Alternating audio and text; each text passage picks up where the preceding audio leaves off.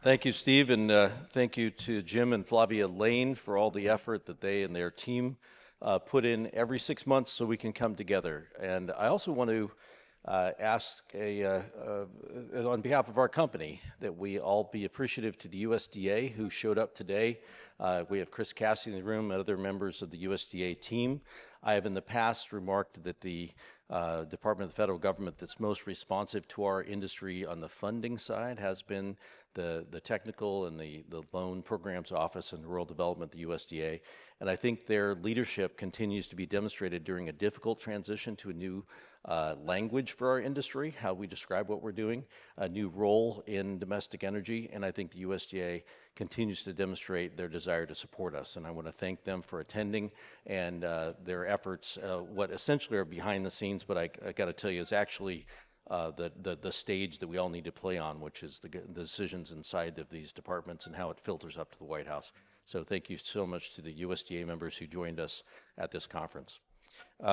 Aemetis is a NASDAQ-listed company. We're 18 years old. We are focused on what we call a circular bioeconomy. We see this as an example of what other companies can use in their own environments to create value. In our particular situation, in the middle there is the largest ethanol plant in California, in Keys, California, near Modesto. We happen as a byproduct to produce the oil, fiber, and protein that is animal feed that feeds 100,000 dairy cows. That's 80 different dairies. So when California decided that dairies were methane emitters and they should be regulated under the low carbon fuel standard, we went out to our customers, roughly 80 dairies, and signed 50 dairies to biogas development projects. We have 16 of those dairies currently operating. So we'll talk about that in a second. And then another byproduct is we're the largest renewable corn oil, distillers corn oil producer in the state of California. And so we have a fully permitted $600 million, roughly 80 million gallon sustainable aviation fuel plant at a former Army base that we bought so that we could save 10 years of permitting. And that was fully permitted last year. And that's from the feedstock we make in the ethanol business. And then all these businesses create CO2. So we have the first permitted characterization well for CO2 sequestration ever issued by the state of California to a private project, and have completed the first phase of that drilling. Look forward to complete the rest this year. So this is an integrated bioeconomy. The waste products from our biofuels are valuable products for certain markets, and so we have spent 18 years focusing on how to maximize that. Let's talk briefly about our ethanol business, just sort of revisiting an old industry with 30 billion of CapEx in it, but I think it's a fundamental infrastructure that all of us should pay attention to. What we're doing is we're converting it essentially to an electric biofuels plant. We have a 3 megawatt solar microgrid we've completed already. We're doing mechanical vapor recompression to get rid of over 80% of our natural gas use. So we're moving to electricity. It happens to come directly from hydroelectric plants that are local to our facility. So by turning it into an electric corn ethanol plant, we then are set up to change out the feedstock and gradually start using more cellulosic sugars, which is really the end game for the company. This is our solar project. It's kind of what an e-fuels plant looks like, is a whole bunch of solar. Well, that's completed. It's been online for almost a year and is now generating the replacement for what otherwise would be petroleum energy. And our renewable natural gas business, this is a bird's eye view. If you were a very high-flying bird, this is what it would look like. These are 50 different dairies in our local area. We put our biogas pipeline in place and have been able to successfully take what is a waste product. As on the left there, you see the flush lanes of cows. They're taking their manure, running it down through a separator, putting it in the bottom right there is what a digester looks like. I call it a soccer field, but with a cover on it. And then we're the first in California to actually reduce the hydrogen sulfide at the dairy rather than putting hydrogen sulfide through the pipeline.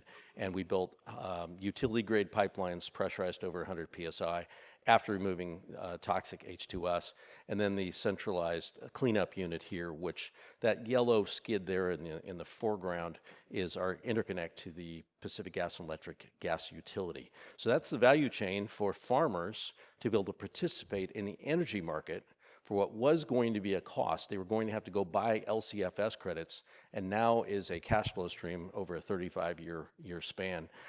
We funded this with originally $30 million of equity, got very strong support in California with some grants, but the USDA sees the value in generating an energy revenue stream for dairies. Dairies, of course, being the customers for soybean and corn farmers, and adding a biogas digester and monetizing it to replace imported crude oil-based diesel is what's happening in California. 77% of our crude oil is actually imported crude oil. So we're directly taking a domestic product, turning into a replacement for an imported product. And we continue to expect further support from the USDA in this scale up.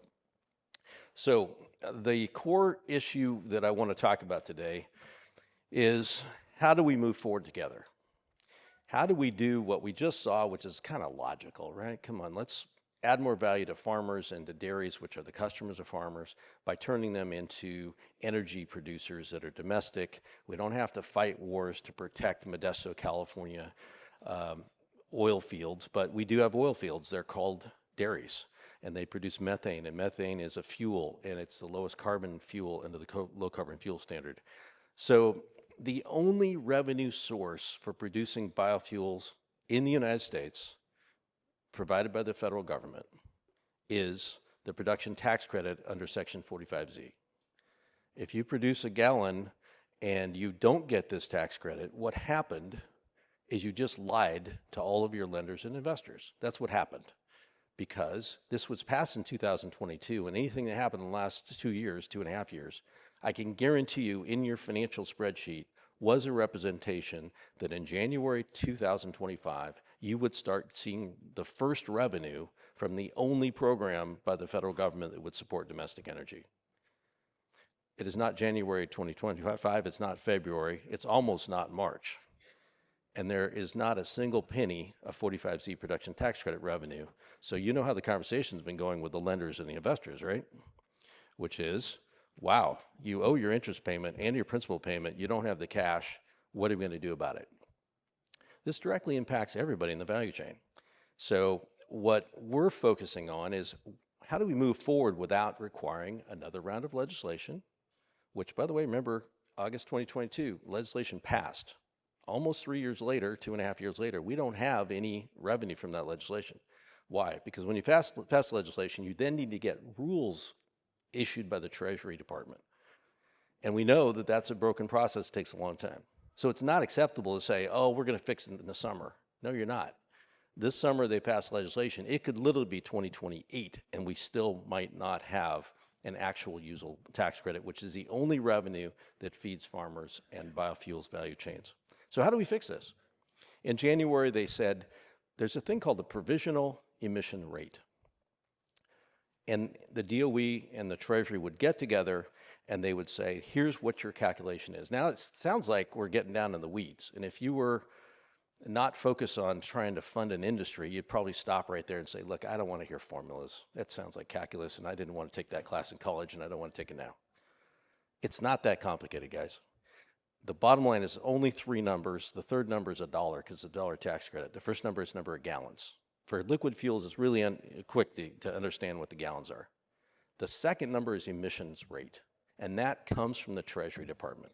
The problem is there's no way to get one. So we have been spending time with the White House, with Treasury, with DOE, even with the USDA, saying, guys, just open the window so I can throw something in the window and then you spit it out the mailbox saying, your emissions rate is X. That's it. When you do that, you unlock an entire lender and equity investor opportunity for any kind of domestic fuel, by the way, including petroleum-based domestic fuels for certain categories. So opening up the provisional emission rate window for everyone here means your banker will start returning your phone calls. Emission rates, by the way, are just like California's pathways for low carbon fuel standard. It is looking at your project and what its carbon intensity is. It's not complicated. The GREET model's already written. It's just a matter of getting that little piece of paper, probably one paragraph with a stamp at the Treasury at the bottom. It's that simple. And it's billions and billions of dollars of investment that will flow to the people in this room and the aspirations you have if we get the PER process to work at Treasury. Second, don't mess up the existing federal rules that have been in place for 20 years. It originally passed in 2005, and then expanded in 2007, was the Renewable Fuel Standard. Last November, under the prior administration, they proposed to reduce the D3 RIN. The top of the stack of the renewable identification numbers is the cellulosic D3 RIN. There were 800 million gallons produced in 2024, and the EPA proposed under the prior administration something that was incredibly damaging to farmers, to renewable and domestic energy production. What was it? In the Federal Register, the EPA wrote, through no fault of their own, oil companies were being required to have to buy 1 billion D3 RINs, and there was only 800 million produced. Well, guys, in 2007, this was not the Oil Company Convenience Act of 2007. It was the Energy Independence and Security Act. Independence from foreign dependence on oil, and security in that we're not funding terrorists. And it was deliberately designed to increase the use of domestic fuel. The purpose of it was to cause oil companies to write checks and to create D3 RINs. And if they didn't, then they could buy the RIN from somebody else. They didn't have to invest, they could just buy the credit. The fact the EPA said exactly the opposite should be infuriating to anybody in this industry. It should be absurdity. Why is that important to you? Every product you create is a renewable product is a RIN. If the most valuable RIN goes down, all the other ones, D4, D5, and D6, by definition cannot be more valuable than D3 because you just use D3 to offset them. When you destroy the value of D3, you're destroying the entire bioeconomy. It should be obvious to everybody. And oh, by the way, it's also not a great way to play football. We're going to go through the first, second, third, fourth quarter, and at the fourth quarter, one team has 28 points, the other one has 21 points, and the officials say we're officially changing the score to 21-21. Why? Because the entire year is done, we just didn't like the outcome, so we're just going to change the score. How much investment are you going to get from lenders and equity investors when the score changes after the game is done? You made your investment, you shipped your product, and then you find out that, by the way, the price of RINs fell from $3.50 to $2.08 in 2 days. You find out that 30% of your revenues disappeared. This should be something that this entire industry sees as just completely unacceptable.